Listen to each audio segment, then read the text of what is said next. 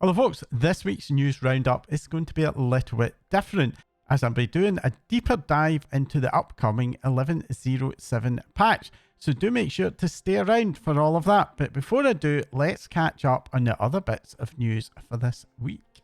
First up is a few more hints about what we can expect from next week's Warcraft Direct Event. I covered a couple of weeks ago that the data mining community has spotted hints of a version 2.0 for Warcraft 3 Reforged. Well, this week, that particular plot is thickening up a bit with a new entry into the Battle.net catalogue for Warcraft 2 Remastered. It's kinda amusing that Battle.net seem to have managed to leak Warcraft news twice in a row. That is assuming that this was an accident, of course. Given there's other Warcraft themed stuff out there, like a new shop mount bundle and the November Trading Post monthly reward, it really does feel like Blizzard are dropping some pretty unsubtle hints that there's something brewing on the Warcraft front. Personally, given the response of the community to the original 1.0 release of Warcraft 3 Reforged, which at the time was the worst received game release in Blizzard's history, I'm a bit surprised that they have decided, assuming we're right about this, to release a remaster of Warcraft 2. I mean, if you were someone who'd felt let down by Warcraft 3 Reforged, would you pre-order a Warcraft 2? Yeah, that's my thoughts too. I do have a little bit of a theory about this though. Could it be that they plan to bundle Warcraft 3 Remastered with the 2.0 of Warcraft 3 Reforged? Something that promises perhaps to be a bit closer to what we'd originally been led to expect from that release. I do now think that we're at a stage where we can make some pretty educated speculation about what we can expect from the event in terms of announcements. On the RTS front, we're probably looking at Warcraft 2 Remastered and Warcraft 3 Reforged 2.0. On the World of Warcraft front, Mists of Pandaria Classic almost certainly a shoe-in.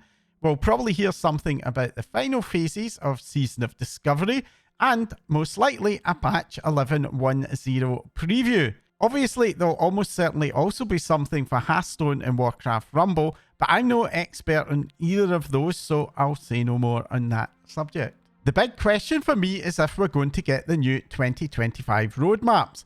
While this does seem a logical time to release those, I do recall that we didn't get the 2024 ones during BlizzCon, and in fact it wasn't until mid-December that they got released, so I would not rule out having to wait. As for any release dates, I'm not expecting those to be announced here. Blizzard have always been very cagey about mentioning dates in these major events. Obviously, it goes without saying that this is all just speculation on my part. The Warcraft Direct Event is going to be on Wednesday the 13th, starting at 7 PM in the EU or 10 AM PST. With announcements for MoP Classic and the Warcraft RTS, if Blizzard are playing true to type, we can expect to get some form of pre-order bundles for both. New Mists of Pandaria theme mounts have already been data mined for the live game that we're expecting to be included as part of that MoP bundle, and if Warcraft 2 has some kind of WoW mount similar to Warcraft 3's Meatwagon, well, I hope all of you mount collectors have been saving up. That's especially as there's also a couple of Love is in the Air broom mounts that have recently been flagged as store mounts, which I suspect may end up being part of a bundle that we'll see early next year as well. If you're someone who's seen folks talking about getting all of this stuff via in-game gold and have been thinking about diving into gold making, this coming Monday on the 11th of November, I will be releasing a video guide looking at what's involved in getting the Brutosaur mount, along with some ideas on how you can get started with gold making. So if you're not already a channel subscriber, do make sure to hit the subscribe button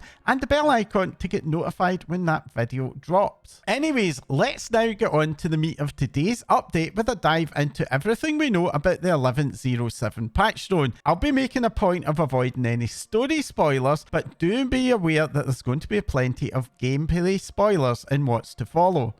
The new zone is of course called Siren's Isle, and it's a reworked version of a previously unused island zone that was originally added back in the Battle for Azeroth patch 8.2.0 PTR cycle. I have seen some speculation that this was an island exposition zone. Now, I'm not totally sure that this island would have been particularly well suited to the island expedition format. and that's maybe why they decided not to release it. While the island map is reused, it's not simply cut and paste. There is some very clear evidence that the island has been slightly reworked with some additional landmass compared to the original, along with elements that are very clearly war within themed. One very common opinion that I have seen out there is the idea that this is a Forbidden Reach 2.0, but having played it a little bit on the PTR, I really don't think that's the case. There are passing similarities, such as the new ring, Circe's Circlet, which is very similar to the Forbidden Reach's Onyx Amulet, but that's really where the similarities end. The Forbidden Reach's gameplay loop was very heavily based upon rares and rare farming. That was, after all, how you got both the catch-up gear and the Zeskera Vault keys that you needed to level up your amulet. Personally, for me, this zone feels a lot more like a bit of a Mechagon Light.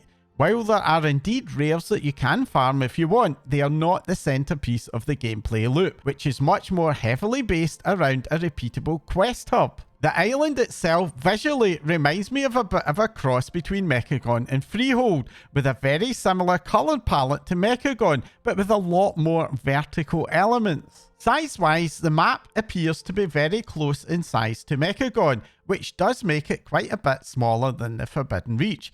However, in terms of gameplay feeling, the island feels even smaller than Mechagon, at least in those first impressions.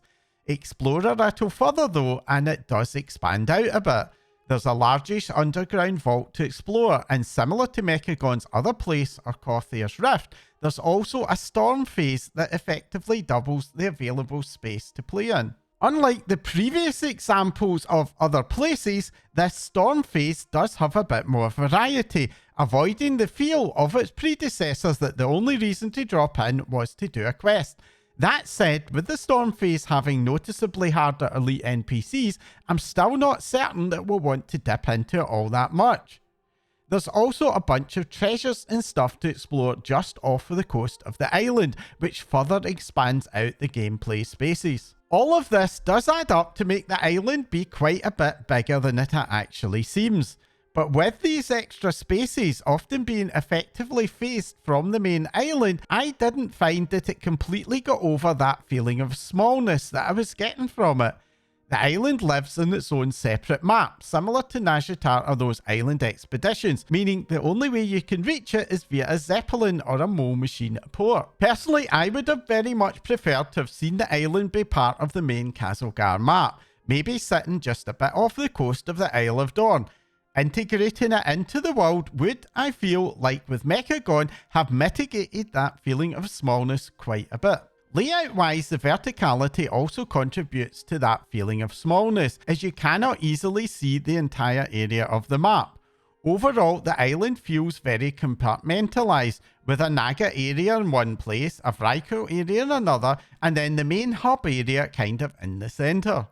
We do, however, get a bunch of new ways to traverse the island, including rocket boots with a glider, giving us a limited form of flying, and a goblin surfboard which we can use to zip around the coast at a fairly high speed. And so, let's dive into that question of flying.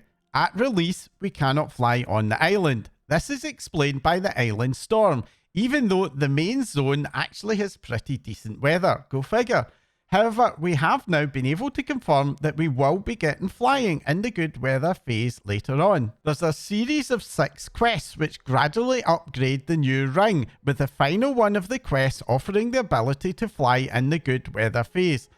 At least for now, it does appear that flying in the stormy phase will not be unlockable, although there are still some data mine spells that may hint towards perhaps some limited form of flying later on in the storm phase.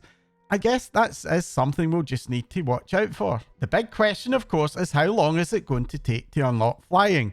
The quest to unlock flying became available in the second week of the PTR, but timings on the PTR are often very different to the live game, as Blizzard like to speed things up for testing. My personal guess is that we're probably going to be either get 1 or 2 of those quests per week, which means that we can expect flying either midway through week 3 or at the start of week 6. Given this is a minor patch, 6 weeks feels very late to me, so I'm hoping that the 3-week option will turn out to be the case. I would not completely rule out the possibility that we'll get it to unlock in week 2 though, but honestly, to me that seems a bit unduly generous for Blizzard. No matter what, do keep in mind that the question of the timing of the unlocking of flying is entirely speculation at the moment. Neither myself or any other content creators actually know the precise timing of when it will happen. We only know the mechanism through which it will be done. Gameplay wise, I really do like the design of the new island. As someone who is not a fan of rares at the best of time, I found Forbidden Reach to be quite fatiguing to play, and I'm quite pleased to see that the new area is based a lot more around being a quest hub.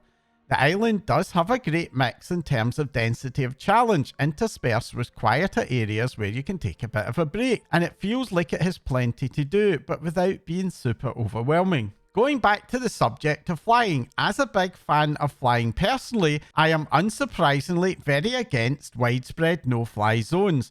But given the small size of this zone, I'm not super upset about the restriction at launch, but only because we know we will eventually get it. While this zone is very small, it's not that small so that flying wouldn't work. Being able to fly over Mechagon would make the experience better, and I predict that that will be the case here. But the small size does make that limited time restriction be a lot more palatable.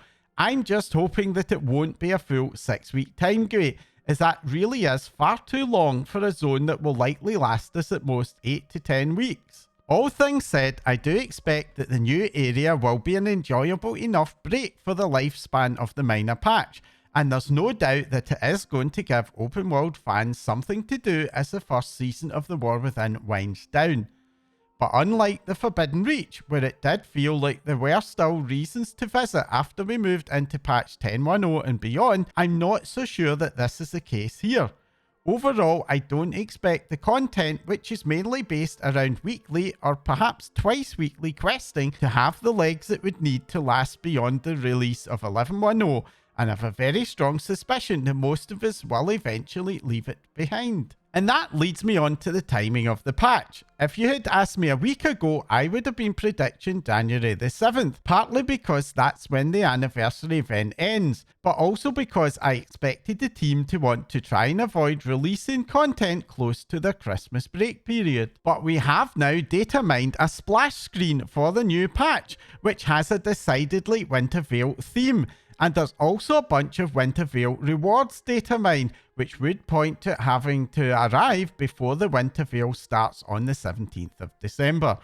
As it happens, the 17th is 8 weeks after the release of patch 11.05, and that does make it my personal pick for the release date now. Now, just before I wrap up, I do want to run through a few quickfire discoveries from the PTR. Firstly, there's Plunderstorm. It does appear that Blizzard are trying to make some adjustments, probably to try and address some of the more negative feedbacks. And one of those changes is a new practice mode.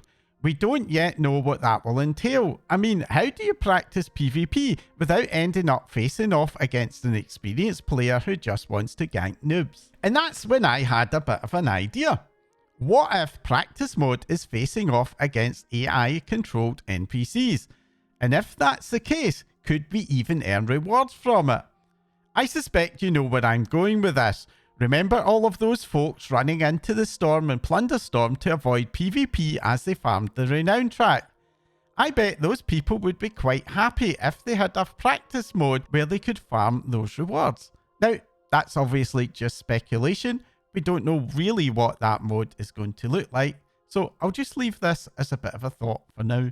On the subject of rewards, and it does appear that instead of a renown track to farm this time, we're actually getting a store to exchange the plunder we gather for in-game cosmetics. This is going to be called the Plunderstorm, and it's going to be using a similar user interface to the in-game shop. But I do want to be clear, it is not in any way related to the cash shop. I'm actually quite interested to see how these changes are going to play out.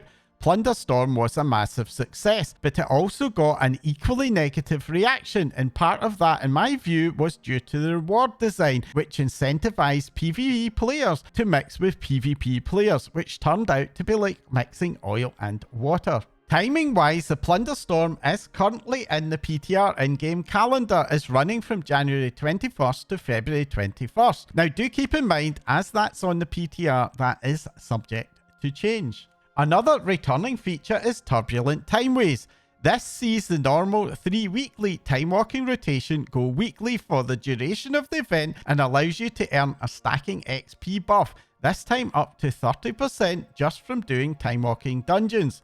Like the last event, this one is also getting a cool new B mount, the Timeways B, which requires maxing out that XP buff of 5 weeks. This event is scheduled to run from January the 7th, so starting just after the anniversary event ends, running up until February the 25th, which might give us a bit of a hint for the 11.10 release date. That said, that timing would lead to a 10-week patch, so I'd not rule out 11.10 dropping a week or two before these events finish, perhaps with the 25th being the start of Season 2. Anyway, again, that's just speculation on my part. And staying for a moment on the subject of Timewalking, it appears that the developers are continuing their refresh of Timewalking rewards with another bunch of new mounts, this time for Cataclysm, Mists of Pandaria, Warlords of Draenor, and Legion. The new mounts are, from Cataclysm, the Broodling of Sinestra,